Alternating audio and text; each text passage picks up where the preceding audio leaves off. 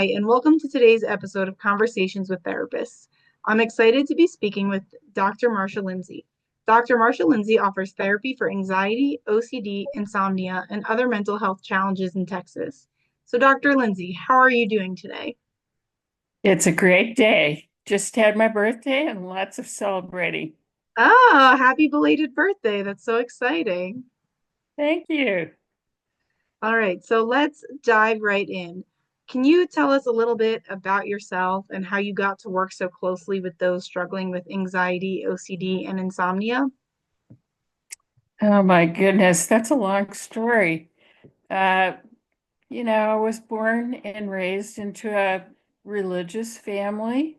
So the idea of helping was kind of always part of our family orientation and what we did for other people. Um, I went to college and decided to go into social work. So I am a social worker, MSW, and then I saw an opening to go to graduate school in psychology. And that's been even more interesting. So I have both of those things going on, and I've been seeing clients for a long time. So don't know if I answered your question. No, that's great. It's so interesting. What do you think drew you to psychology?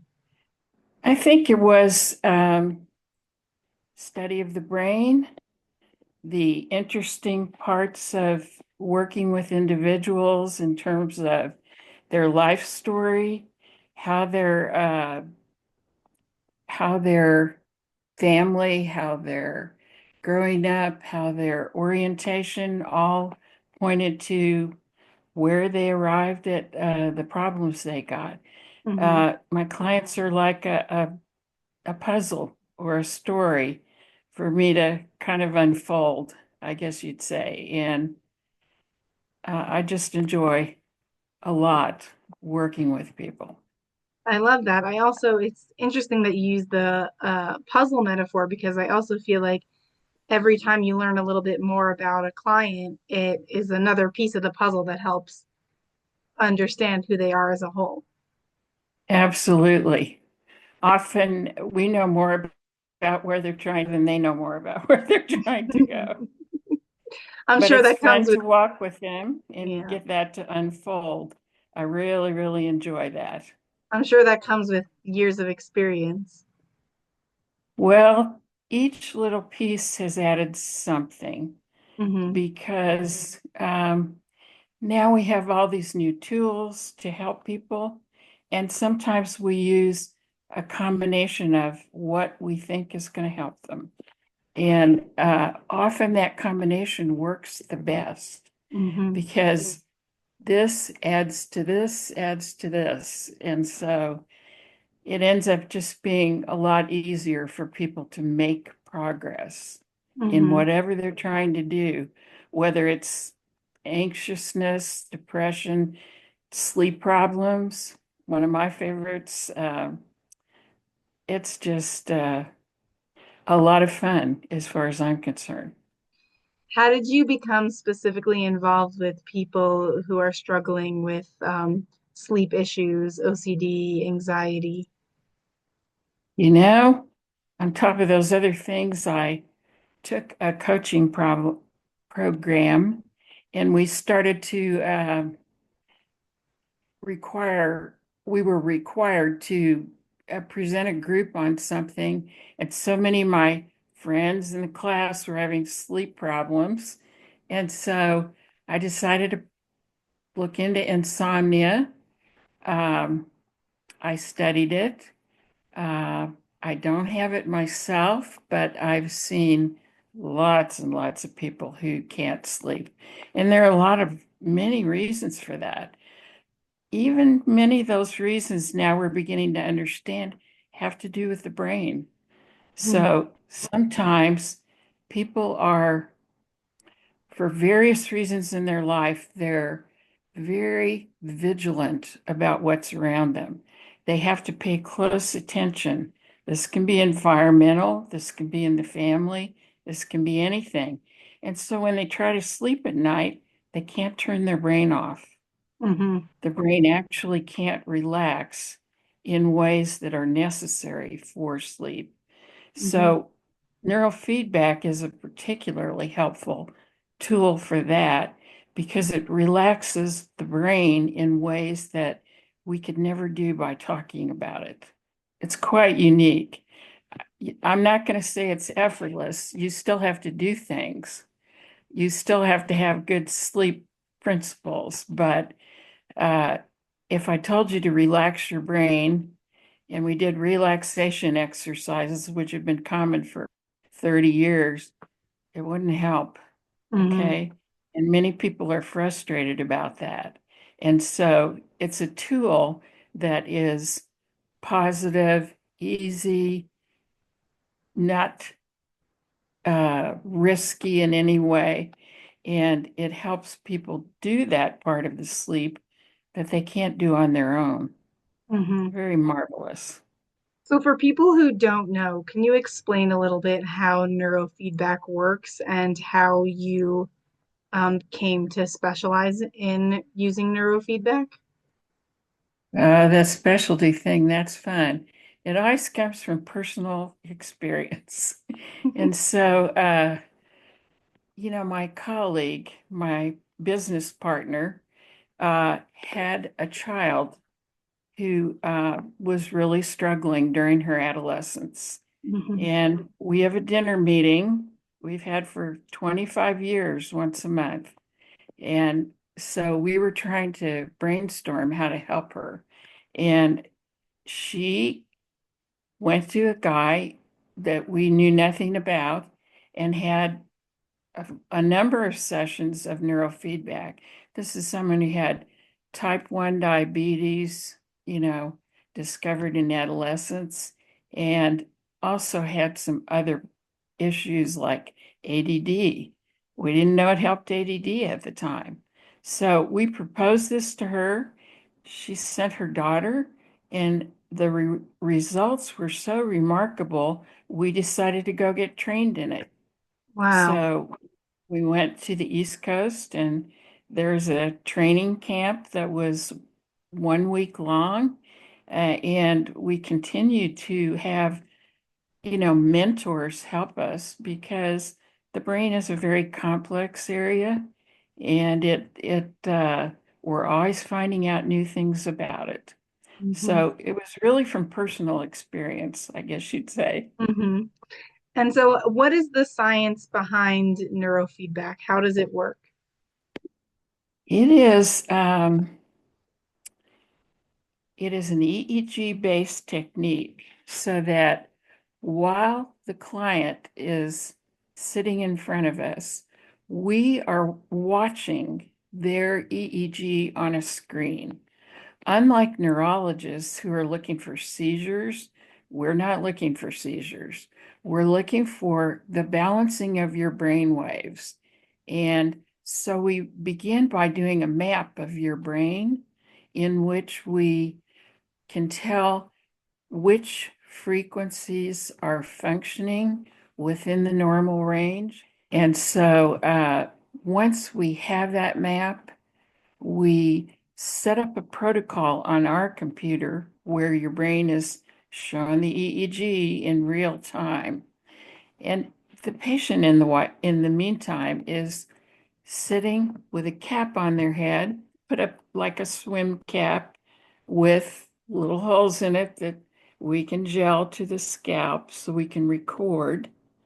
It's completely non-invasive. It's uh, very, very, very few reported side effects over about a 40 or 50-year period. Almost nothing. Uh, the cap's too tight, or it gave me a headache, or something minor like Oh, that. that's incredible. And so the patient is watching a movie. They have picked out a movie of their own choice, or they might be playing an online game. This is especially good for kids who have ADD, and they're having fun. We're watching their EEG, trying to figure out how we can influence it. And the protocol from our map is set into the computer. It rewards visually and auditorily. And so it's almost effortless. My clients tell me they're having a good time. They're coming in to watch a movie, and meanwhile, they're making substantial improvements in their brain over time. Wow, that's incredible. So it's a little bit of a, like, correct me if I'm wrong, but what you're saying is you kind of rewire their brain? We do rewire their brain, not in the old-fashioned sense where you think of a movie where somebody's electrocuting you or putting electricity into your brain, but in the more calming, more energizing sense where your brain waves are shifting into their best optimal state of functioning. And when we do that, you can solve a lot of different problems, not just insomnia, not just depression, not just anxiety, but you have the wherewithal. We even use it for people who've had brain injuries. Oh, wow. One of my colleagues specializes in brain injuries, and we see substantial improvement in people like uh, workers who've been electrocuted as part of their job functioning, or people who've been severely damaged in car accidents, things like that. So it's I'm not going to say it's miraculous. There is nothing that is. I've been around too long for that, but it's a very awesome technique for moving people forward It in whatever seems, they want to do. yeah, it seems that way. I'm curious though about the intersection between this type of intervention versus going the medication route. Like, is this something you would try after you've tried medication and you have medication resistant depression or something like that? Or is this something you can, like, from the get-go just try on your first round? We do not take people off their medicine. That's outside the scope of my license, and I'm careful about doing what I know how to do and not more. But many times after we begin doing neurofeedback, the need for medication is reduced. And people are saying, I don't need this much medication. So in addition to that, we're working jointly with their other providers, their Mm-hmm. psychiatrist, their family doctor, whoever they're seeing that is giving that medicine. And it's a good team effort. But many times, uh, especially with ADD, we see people come entirely off their medicine. I'm not recommending that. I'm just telling you that's what happens sometimes. Wow, that's So incredible. pretty exciting. Yeah. Is there one or two stories or anecdotes that stick out in your mind where neurofeedback was especially helpful to someone that you treated? I had a young man, 35, that I consider that young, uh, come to me because he had trouble in relationships. Mm-hmm. He couldn't get his life together with girlfriends, and he also had a phobia of driving. Uh, my office is near several freeways, and Mm-hmm. so he would ride along the side of the freeway on the feeder road for miles to get to my office. Wow. And it was very hard for him to get there, but he was pretty determined. When he did neurofeedback, we did therapy for a while, months, I would say. And then we decided to try some neurofeedback. He decided it was okay. And that driving phobia disappeared. Wow. And he was able to move on to other things. He would report to me about how he was driving on the freeway. He's now considers himself a completely new person because many of those things that he used to have fallen away. He's always had a successful career. He's been very successful in the tech world, but now he's a happy person. It must be so nice when you can see the fruits of your labor through your clients. It is why I'm still working. It's very enjoyable. It's very heartwarming.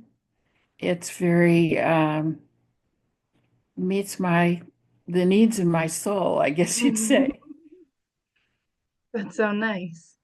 So to take a step back from neurofeedback specifically for a minute, you mentioned you helped this man with his phobia and his relationship challenges.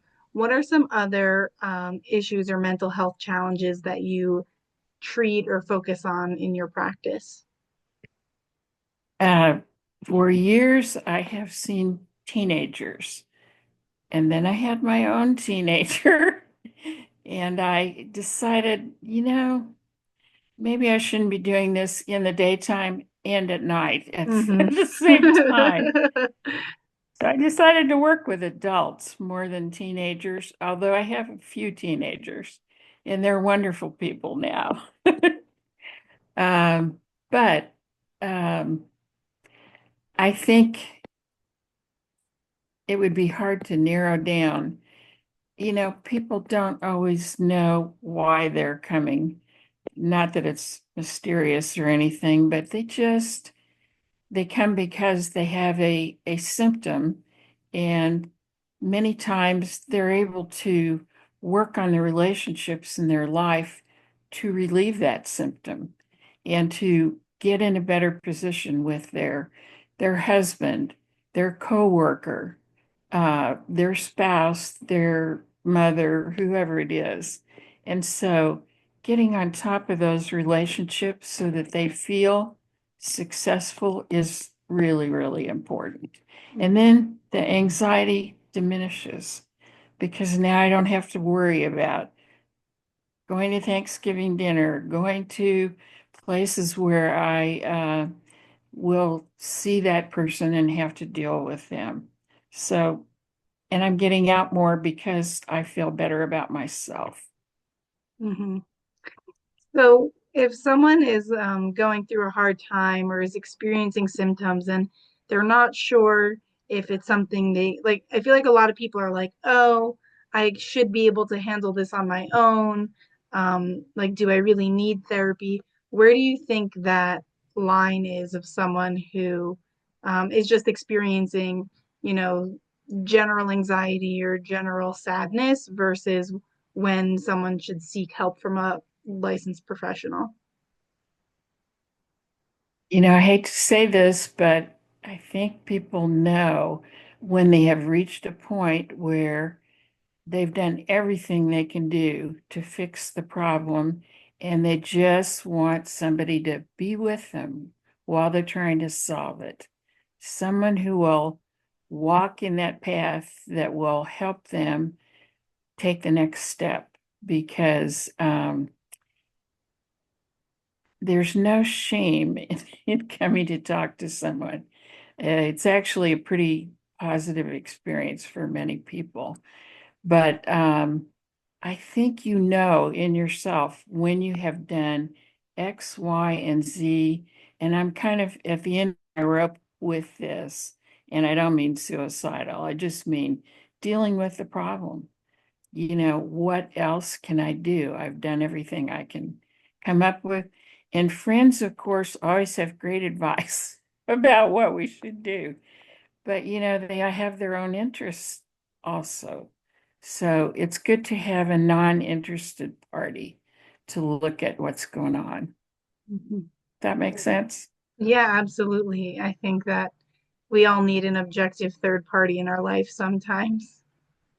And every time I adopt a new form of doing therapy, I go and try it myself. Oh. So we've had therapy, I've had neurofeedback, we have it in our training. Each of my trainings has had group therapy, individual therapy, family therapy. So Mhm. we we have been there too. You probably will not find a less judgmental person than a therapist. We've been there. Mhm. Okay. That's so interesting that you try all of the modalities that you practice. Uh, well, I wasn't gonna undertake neurofeedback without the experience of knowing what it felt like.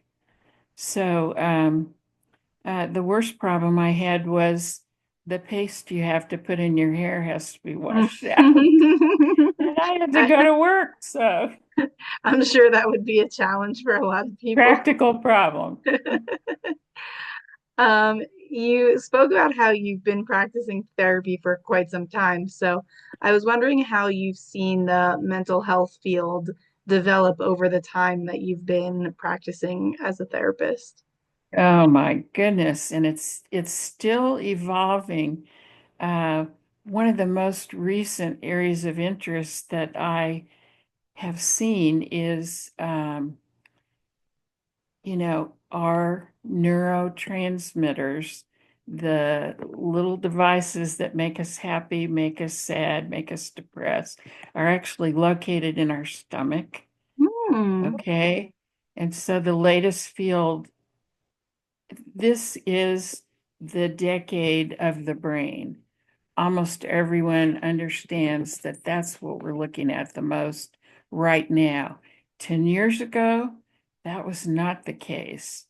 It was the decade of long-term, maybe Freudian psychotherapy a long time ago. Now it's the decade of the brain and what the brain can do to help us get better. This gut issue is so prominent that we're starting to look at what our diet does to our brain, what we eat, what our environmental surroundings are. And that's a completely new direction. And that's because the neurotransmitters that so affect our mood state are located in the stomach. that's So fascinating. I did not know that. evolving field. Every day, something new. Even on LinkedIn, I see, people that are researching this idea. I'm a big believer in research. Hmm. Just because you think it's a good idea and I think it's a good idea doesn't mean it's a good idea for everybody. So we do need that research, but that's the latest trend in research, one of the latest trends. Wow, that's really fascinating, and I'm excited to see that field grow more. I like it too. I like it too. There's some very good uh, books out. There's some very good providers out who are not in the United States necessarily, but who really have a handle on how this interacts with our brain If there's and our anyone mood who's states. if there's anyone Go who's ahead. looking to read more on this subject, do you have books that you would recommend? Whether you're talking about the gut related, brain related thing, I would have a book, Mm-hmm. but it's not a book for the faint of heart. I Oh. have to read it in tiny chunks in order Mm, to understand what's being said and absorb it and go look things up. And it's a professional book, but mm-hmm. you're talking about a book for the public. I'll tell you what I'm reading now. There's a book called Roar, Roar. It's a guy from the Stanford Longevity Center. That's another one of my interests is longevity. And people who are getting older find that they're having to reformat their lives. And there's so many baby boomers. There's so many, I think I read people turn 65, something like 10,000 people a day where Wow. I live turn 65 every day. 10,000 people turn 65 every day. So that, what is the rest of my life going to be about? I mean, it's not the same if you're not working. Yeah. So you have to plan for that. And here's Mm-hmm. another brain thing. We used to believe when we were studying ADD, which I studied 30 years ago when I had children and when I saw children. the brain was considered to be fully formed at age 12 back then. So anything we did was just an adjustment. Now we understand the brain can make new connections at 95. Oh, It can do it wow. every day. It can continue to make new neurons and new patterns until we die. And so the person who actually did my neurofeedback trained her own mother until she died at 103 every day, Wow. Wow. which is, that's remarkable and Yeah. still saw changes. That, So, wow. I mean, my grandmother is turning 90 next month. So ah, yes. I definitely see the challenges of, living Well, long. I don't know if Thankfully, you have yeah, neurofeedback providers where she is, but they have some home related devices as yeah. long as you're working under the auspices of somebody who knows which devices work and don't work. Mm-hmm. We have a whole array of different ones that are really enhancing the memory of the brain. We have another one we use called V-Light. It's a Mm-hmm. red light device. Mm-hmm. And in this red light device, it can enhance memory. It has been researched to stop the replication of the COVID gene. It can reduce Parkinson's and Alzheimer's symptoms, doesn't cure the disease, but it reduces the symptoms, which is pretty worthwhile. So there's just remarkable stuff out there, Wow. even for your grandmother.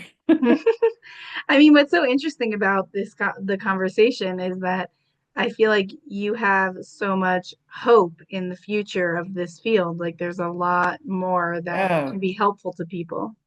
absolutely.